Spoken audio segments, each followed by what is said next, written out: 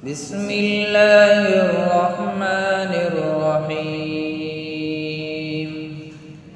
لم يكن الذين كفروا من أهل الكتاب والمشركين منفكين حتى تأتيهم البينة.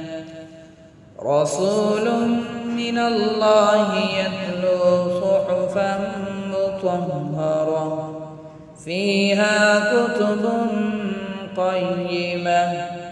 وما تفرق الذين أوتوا الكتاب إلا من بعد ما جاءتهم البينة.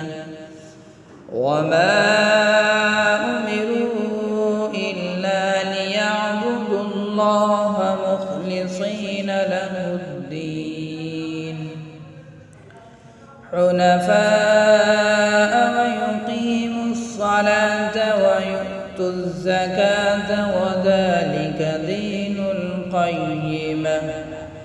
إن الذين كفروا من أهل الكتاب والمشركين في نار جهنم خالدين فيها أولئك هم شر البرية.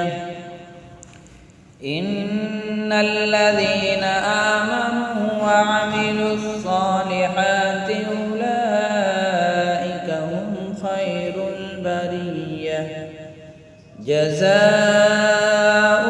عند ربهم جنات عدن تجري من تحتها الأنهار خالدين فيها أبدا.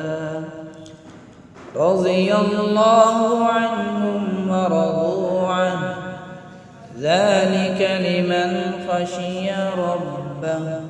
صدق الله العظيم.